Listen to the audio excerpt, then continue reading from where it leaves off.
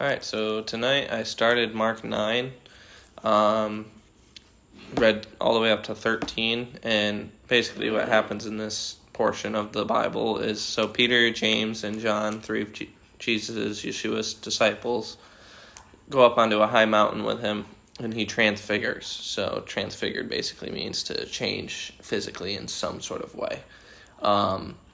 So his robes become as white as snow, as listed here. It became shining. And that's part of the transformation. That's him showing his divinity. Also, Elias and Moses, two people that have served God's kingdom previously in the Bible and some further back portions of the Bible, who are also dead at this time, chat with Jesus. And Peter, which we often see Peter be one of the first to speak. He's very clearly confident in his voice or voicing what he's thinking. He offers that him, John, James, and himself make a tabernacle for one of each, Jesus, Elias, and Moses. But he really said that because he didn't really know what to say. He was afraid. And then the Father's voice comes out after a cloud overshadowed them, and God also often appears as clouds, it seems like.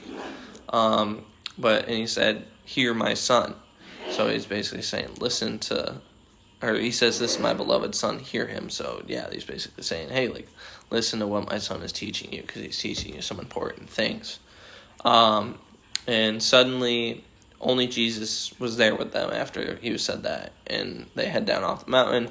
Jesus asked them, "Please don't say anything until the Son of Man is raised from the dead." And all three of the disciples are questioning what that means. They ponder on it. They question themselves, what does that mean?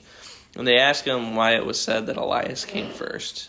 And Jesus answers them, basically saying that Elias already came, and with a goal to restore, which is what's written for the Son of Man to happen, the prophet, or the prophetic Messiah, to happen. And he also basically says that they're going to suffer because of men. So their goal is to restore, but what they're going to carry out is suffering.